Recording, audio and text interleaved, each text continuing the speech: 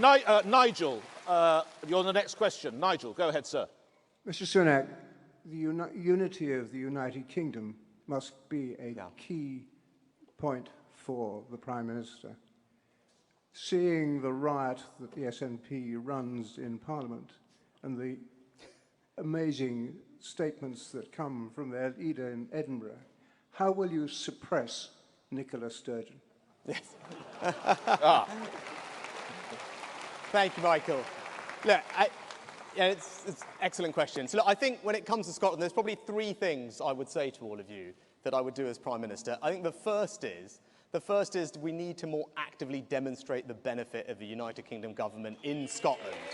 And that's something that we started doing, actually, with Michael and I worked together with Alistair Jack to demonstrate that the UK government was investing in Scottish communities for the first time, and it's changed the conversation. And at the same time, we get to call out the failures of Nicola Sturgeon's leadership, whether it comes to their schools or their hospitals. They're not performing as well as they should. So that's the first thing we need to do.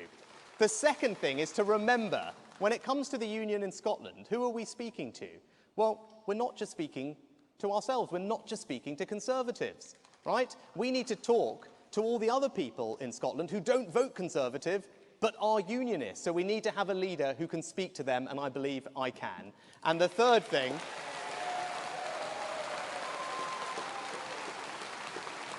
And the third thing, and probably the most important, is to remember this, that nationalism is an incredibly seductive and romantic idea. And if we only meet it with arguments about currency or borrowing or who's going to pay the pensions or trade, it won't be good enough.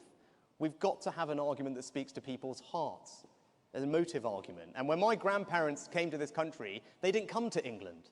They came to the United Kingdom, probably like many of you, because it wasn't, to them, it wasn't geography. The United Kingdom wasn't just lines on a map. It represented a set of values. It represented a set of ideas. That's what binds us together, and that's the argument we're going to make, and that's how we're going to protect the union. Okay.